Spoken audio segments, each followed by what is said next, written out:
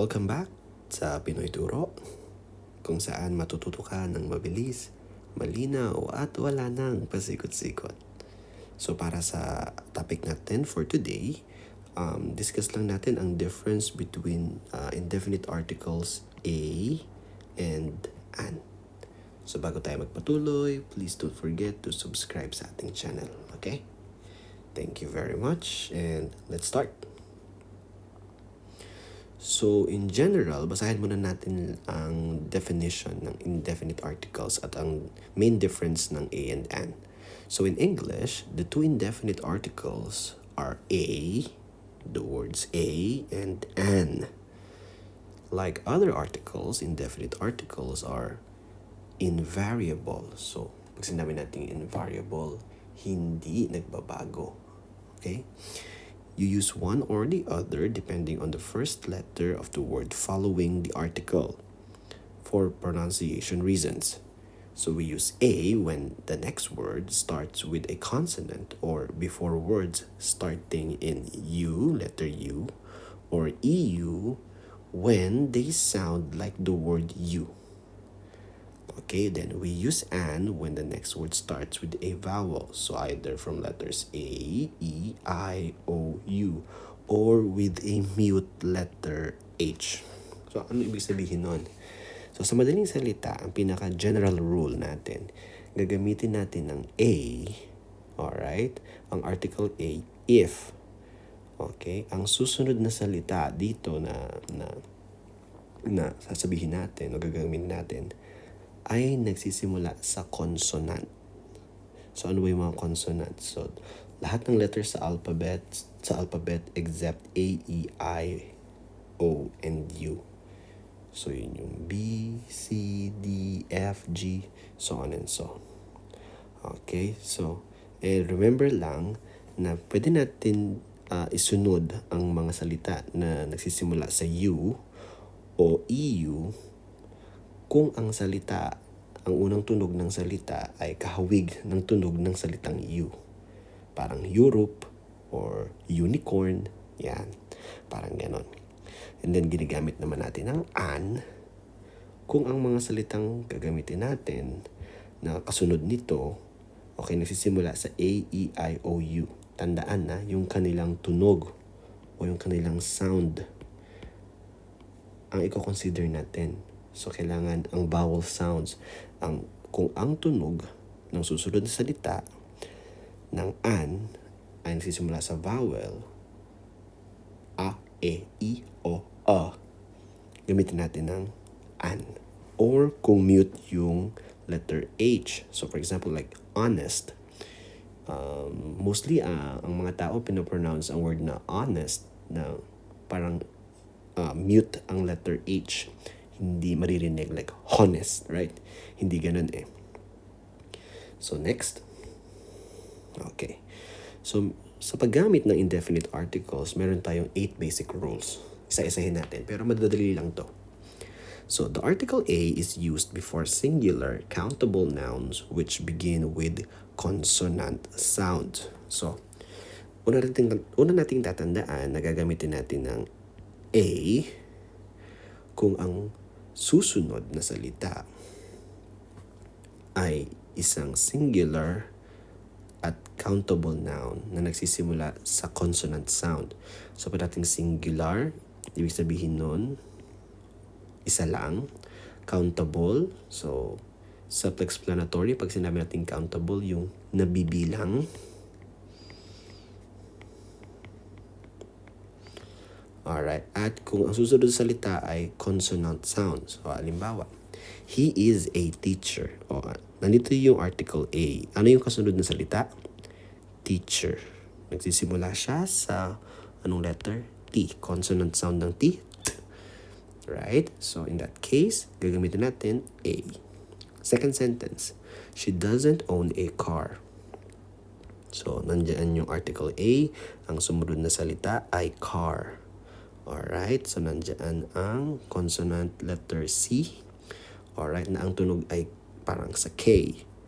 Alright, and sa third sentence natin, I saw a bear at the zoo. So, a bear.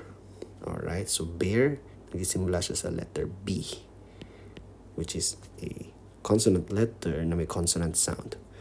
So, nagigets ba? Kapag ka A, kailangan yung susunod na salit na word ay either singular, countable noun, which starts with consonant sounds. Next, rule number 2. The article "an" is used before singular, countable nouns which begin with vowel sounds. Okay, so ang "an" naman, ang kaibahan dito kanina, so sa first rule, para sa A, singular, countable, that starts with consonant sound. In this case naman, singular, countable, and then yung word dapat nagsisimula sa vowel sounds. So ano yung mga vowel sounds? A, E, I, O, and U. Okay. So, let's read the examples that we have here. We have, he is an actor. So, ginamit natin yung "an" dahil yung next word yung nagsisimula sa letter A na ang vowel sound ay A. Actor, an actor. Second one, she didn't get an invitation. So, ginamit natin yung "an" kasi yung next word after nito ay invitation. Nag-start sa letter I, sa vowel sound ng I. E. Invitation. Next, I saw an eagle at the zoo. So, ginamit natin ang "an" kasi ang kasunod natin salita or word ay yung eagle na mayroong mga vowel sounds ng EA na E, eagle, right? So, in that case, gagamitin natin ang "an". So, remember, kung ang susunod na salita ay may vowel sounds, so A, E, I, O, and A, then "an" dapat ang gamitin. Malinaw? That's for rule number 2. For rule number 3, remember that A and "an" means one or a single. Both means one. So, A or "an", both of this means one. Okay? You cannot use A and "an" with plural nouns. So, bawal natin siyang gamitin kung ang kasunod ay plural nouns. Example, I saw a bears in Yellowstone National Park. This is not correct. Very wrong. Maling-mali. Bakit? Kasi bears ang kasunod. We saw a bears. Tandaan, pag ginamit natin ng A at "an", ang ibig sabihin nun, isa lang ang kasunod na noun. So, for singular nouns lang siya. Both of them, A and "an". So, ang tama, I saw bears in Yellowstone National Park. So, kung susulat na pa rin natin yung sentence, dapat ganito siya. Okay? So, dapat hindi plural ang kasunod na salita. Dapat ang kasunod na salita nito ay singular. Singular noun. Okay? Pag sinabi natin singular noun, isa lang. Malinaw? Next rule. Rule number 4. If there is an adjective or an adverb, or adverb-adjective combination before the noun A and "an", should agree with the first sound in the adjective or the adverb-adjective combination. Example, he is an excellent teacher. I saw a really beautiful eagle at the zoo. So, paano naman to para hindi kayo malito? So, kasi minsan, hindi lang naman noun agad ang kasunod. Minsan may kasamang adjective. Right? So, halimbawa, number 1, he is an excellent teacher. So, bakit ang ginamit natin? Teacher ang tinutukoy natin na noun, di ba? Kasi, gumamit tayo ng adjective na excellent. So, ang rule, kung gagamit tayo ng mga adjectives, susundin natin yung tunog ng unang syllable ng adjective. So, kung anong salita yung susunod doon sa indefinite article "an", or A, yung pa din ang susundin. So in this case, dahil excellent, nilagyan natin siya ng excellent. He is an excellent teacher. And excellent starts with the vowel sound E, and ang ginamit natin. So number 2 example naman, I saw a really beautiful eagle at the zoo. So gumamit tayo ng A dahil ang really ay nagsisimula sa letter R. So consonant sound. Okay, really beautiful eagle. So beautiful, adjective, and then referring to eagle, right? So sa madaling salita, kahit gumamit tayo ng adjectives or adverb-adjective combination, kung ano pa rin yung tunog ng unang syllable ng unang salita after ng indefinite article A or an, yung pa din ang susundin. Maliwanag tayo doon.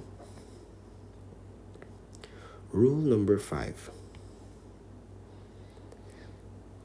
Use A before words such as European or university, which sound like they start with a consonant, even if the first letter is a vowel. You also use A before letters and numbers which sound like they begin with a consonant, such as U, J, 1 or 9. Remember, it is the sound, not the spelling, which is important. For example, 1 is spelled as O-N-E. However, it is pronounced one, like it starts with a W. So, sa rule number 5, madali lang siya. Tandaan natin, ang mahalaga na dapat natin tandaan when it comes to indefinite articles ay yung kanilang sounds. Ano ba yung mga susunod? Ano ba yung mga sounds ng mga susunod na salita? Kung consonant sounds, A. That's the general rule. Kung vowel sound, an. Right? Pero in the case of words like European, and university, so even though yung mga salita na ito nagsisimula sa vowel, pero European, parang nagsisimula siya sa Y. University, parang nagsisimula din siya sa Y. Okay, in that case, A pa rin ang gagamitin natin.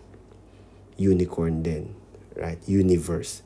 So yung mga salita na yun, A pa din ang gagamitin natin. Kasi ang sound nila ay hindi vowel sounds. Okay? In the case din nung 1, even though ang number 1 ay spelled as O-N-E, pero binabasa natin siya as 1, na parang nagsisimula siya sa W. So, kung kanyang tunog ay consonant o consonant sound, gagamitin natin ay A pa din. Examples, she has a euro. So, yung euro sounds like euro, like Y. So, A ang gamit natin. That is a 1. Sounds like 1. So, kahit na nagsisimula sa O ang 1, A pa din dahil ang tunog ng salita kapag binasa mo ay parang consonant sound. Malinaw tayo? Okay. Next rule, rule number 6.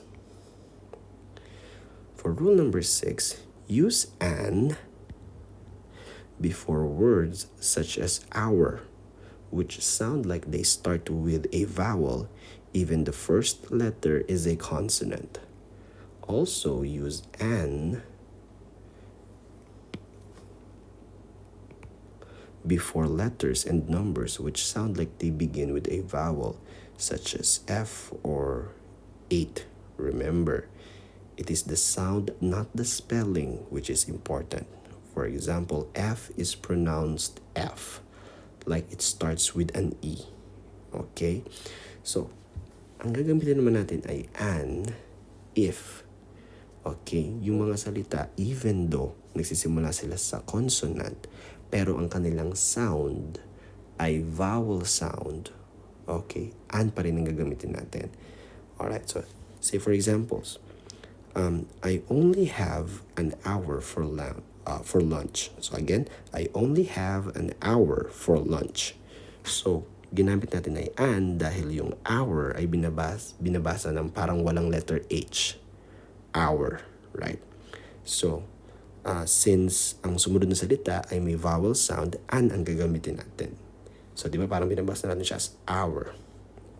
Next, does his name begin with an F? So, sounds like F. Ang letter F mismo kapag sinabi mo siya, parang nagsisimula sa letter E. So, in that case, an ang gagamitin natin. Lagi lang natin tatandaan na it is the sound, not the spelling, which is important when it comes to indefinite articles. Okay?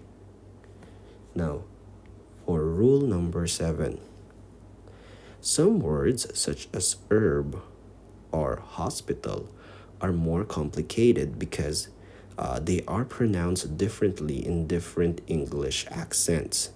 In most American accents, the H in herb is silent. So, kaya herb ang basa natin. So, Americans usually say an herb. In many British accents, the H in herb is pronounced, so many British say a herb. In some British accents, the H in hospital is silent, so some British will say an hospital instead of a hospital. So, in the case, may mga special cases wherein, halimbawa, especially sa letter H, nakakaroon ng problema when it comes dun sa English accents. So, example, sa US, di ba? O American accent.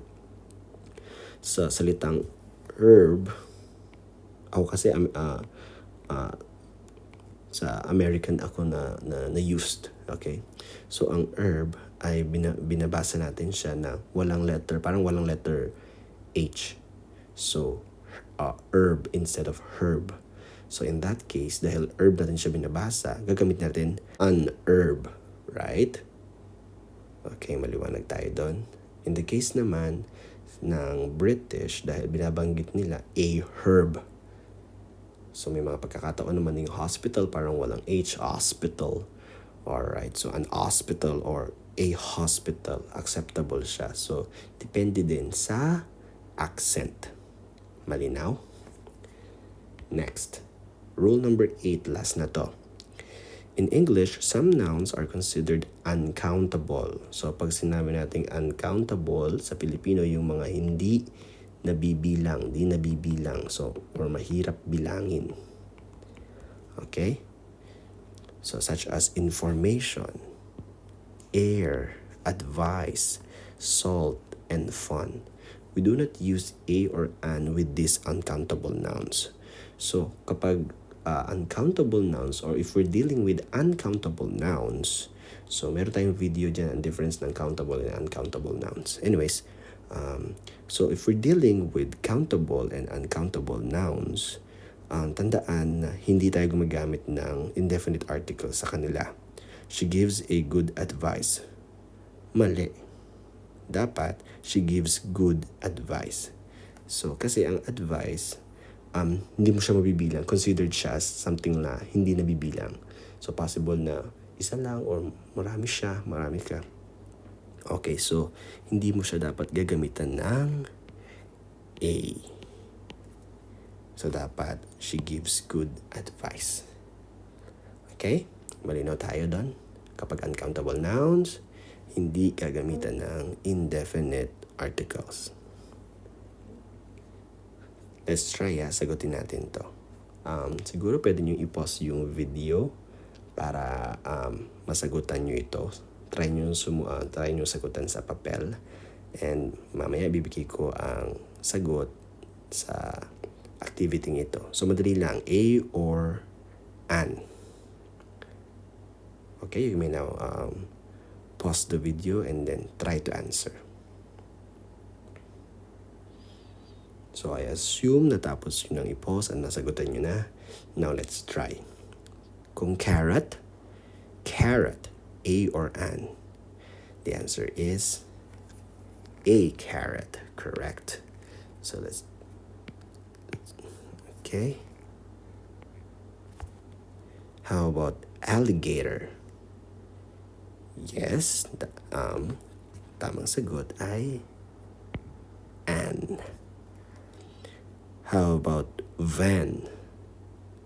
A van, correct. How about face? Okay, a face. How about uncle? Uncle. Okay, correct. An uncle. How about tree? Okay, a tree. How about uniform? Uniform. Okay, correct. Alright, a uniform. Dahil yung U dito ay consonant sound na parang letter Y. Lamp. A lamp, correct. Doll, correct. A doll. Egg. An egg, correct. Bell. A bell. Igloo. Okay, correct. An igloo. So, ganun lang siya kadali. Okay, maraming salamat and sana nakatulong.